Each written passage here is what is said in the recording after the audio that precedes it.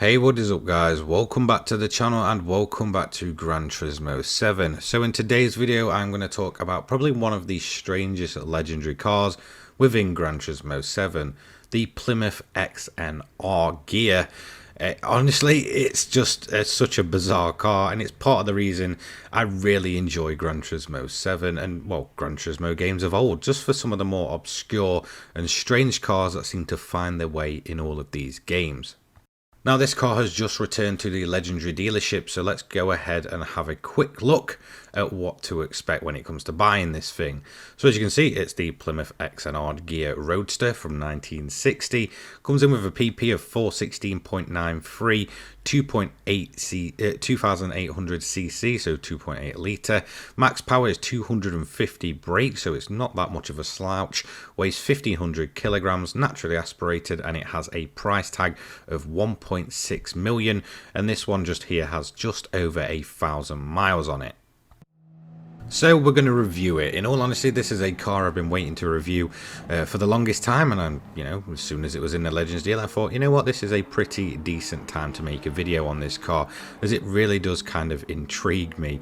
Obviously, if you've never joined me for a car review, this is how it's going to work, because this is essentially a car that I'm allowed to tune up and such, and has plenty of performance points. It means it's going to have two separate reviews. Both this one, which you are seeing, is a hot lap around the Nordschleife in its standard form, so as soon as you buy it from the dealer, no tuning or anything like that, we'll do a hot lap with it, see where it ranks on our lap time leaderboard. Obviously that's been refreshed since the physics update, which was a couple of months ago at this point now, and then obviously after that we'll go ahead, put all the modifications on it and test it around the high speed ring to see what the fully modified version is like. So before we actually get into what this car is like within Gran Turismo 7, let's talk about some facts about this car, the Plymouth XNR. So it was a concept car, obviously designed in terms of its looks by Gear. I believe it was supposed to be all asymmetrical. It was essentially Plymouth's attempt at a full-blown sports car.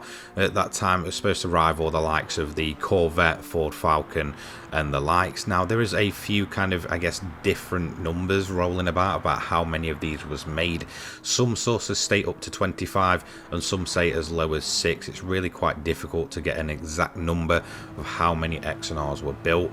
Now obviously, from what I can tell from reading around the net and that, this car was a bit of a failure and never got put into full-blown production. It essentially stayed as a concept car, and that's all it ever was. Now, there is reports that this thing sold, I believe in 2012, for just under $1 million. One of these, should I say. Basically, yeah. It's a very, I guess, intriguing car. It was a concept car. It never got into full production. So I guess in that way, some could say it was a bit of a flop. But in other ways, you could say it almost makes this car as mysterious and wacky as it actually looks. Now, as far as I know, there was also some other models with, with the gear backing and stuff, with the asymmetrical look that never really entered production, and the whole asymmetrical idea was eventually shelved. So obviously those don't feature within Gran Turismo 7, but I believe there was one that looked more like a typical kind of convertible of the time, with the typical crazy looks of what you're seeing here on the XNR. I really do recommend looking into this car. It is actually a really good read up. There's plenty of articles on it. It's a bit of a unicorn car, and obviously you can tell that just by the design of the thing. But with that out of the way, what is it like within Gran Turismo 7? Well, I'm happy to note that in its standard form, it's actually quite a hoot to drive. It's certainly not the most sporty or fastest thing in the world. It has a the amount of gears of 3, so it really doesn't kind of, have too many gears to go through, but they are extremely long ratios. I believe I was hitting upwards of, I believe anywhere from 70 to 90 miles an hour range before I was up into gear 2, and again, that gear drags out for ages.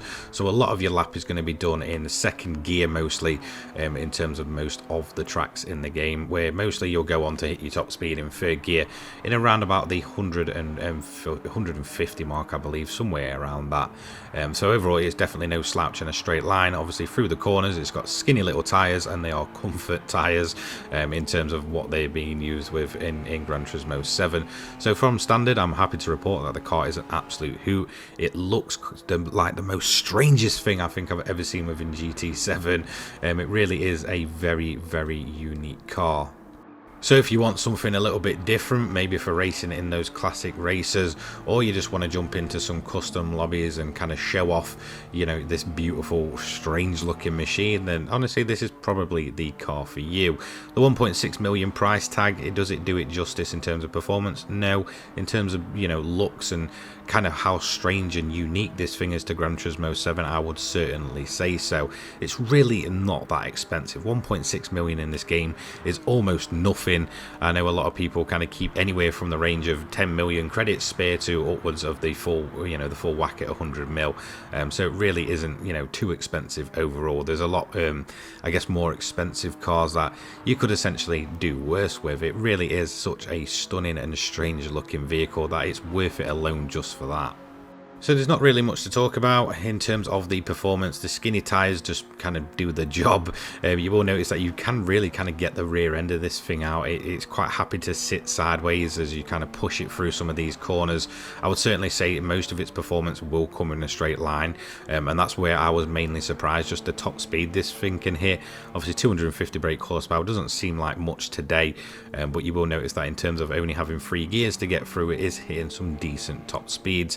It's mainly just let down by obviously the skinny tyres, the compound that we put on, and just the way the car is in general. It's a much older machine, but it is an absolute hoot to drive in its standard form. So it obviously wasn't the fastest lap in the world, so we're going to skip a little bit to the end, and then we're going to have a look at where this car places on our lap time leaderboard. Overall, it felt like a decent lap. It wasn't perfect by no means, but it definitely was a joy to throw this little Plymouth around the Nordschleife. So overall, it comes in 17th out of, I believe, 21 or 20 cars on our overall list. So it is on the overall for now. That'll probably change as we kind of go through the cars. So it comes in with a lap time of 8 minutes 49.226, just beating the likes of the Mazda 3, the Toyota Alphard, and the Alfa Romeo Giulia Sprint GT. So not too shabby at all. It's quite a bit off the likes of the Porsche Carrera, which is the only one this actually shares a PP category with so far. However, we're not going to end it there. We are going to go for a fully upgraded version.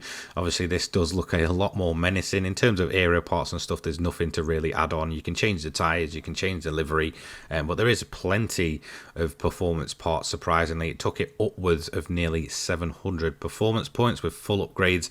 Again, I cannot change anything in terms of what it puts on the car, so I can't go ahead and, you know, fine tune them and all that good stuff. And yeah, it's overall a very, very aggressive looking machine, I'd say, with a race livery and some race tyres on it. But how does it perform when it's fully upgraded? Obviously, we do all our reviews here at the High Speed Ring. Obviously, I cannot touch the cars, and I'd honestly say this is where the car's actually weaker than the standard version. If you did a, you know, I guess a mid-range performance upgrade, you could probably get this car handling rather quite well. But with maximum upgrades and, you know, the ability to, you know, without the ability, I guess, to actually tune this thing properly, it was absolutely dreadful. It was very, very quick in a straight line, actually hitting upwards of nearly the 200 mile per hour mark. So it really was no slouch. You increased the gears from 3 to 5 with the racing transmission. The brakes felt good. It was just through the corners where it felt absolutely horrendous, like really, really bad. And it was mostly on the bank corners. When you're on the flat surface, it was okay. It was, you know, manageable. Obviously, you have to go quite a bit down the gears to keep it nice and stable without any assists on. But on the bankings, this thing with its skinny tyres just felt absolutely dreadful. But it does kind of give it that quirk of, you know, it's a strange looking car. It's a weird and wacky car that you don't really see in anything else. And, you know, it kind of adds to its personality of just being just such a strange car. So we're going to finish up the lap here, just coming over the bank circuit. As you can see, the car moving about tons on the banking, or you either have to get it really, really slow, or if you go too fast, it'll just start drifting itself off. So we're going to finish up the lap here at the High Speed Ring, and that is our modified lap time done. So let's see where this thing ranks. Funnily enough, it still manages to come ahead of the Alfa Romeo Giulia Sprint, which was rather quite surprising to me. I think, again, that's mainly just to its a lot higher top speed, which kind of helped it out there through the corners. it was massively slow. Definitely the slowest of the bunch of cars we've tested so far. So it comes overall third. I don't think it's going to be there for very, very long as we review and test a lot more cars with ultimate parts on. But overall, not a bad showing, and quite easily beating the Julia with its higher top speed. So there we have it, one of the strangest cars that is currently available to buy within Gran Turismo 7 for 1.6 million, the Plymouth XNR. And do you know what? I have a hoot in this car. It's certainly one that I wouldn't recommend going for a full performance build with. If you put all the max upgrades on, it's certainly not going to be a very, very good car without a very, very good tune on it. Mid-range, it should absolutely be, you know, a doddle to drive. And in its standard form, it's just a beautiful and strange, weird car to lap with, and it's certainly much quicker and exceeding my expectations than what I originally thought this car would do. So should you buy this car? In all honesty, that is completely up to you. But if you want something a little bit different to take into lobbies and just have a laugh with, then in all honesty, you can do a lot worse than the Plymouth XNR. That's going to be it from me today. Don't forget to leave a like, comment and subscribe. Turn your notifications on so you don't miss an upload from me. I upload GT7 and motorsport related content each and every day for your viewing pleasure. Big shout out to Poggers and the Controller people, as well as my channel members. I will have my Twitter, Discord and donation link in the description below. Peace.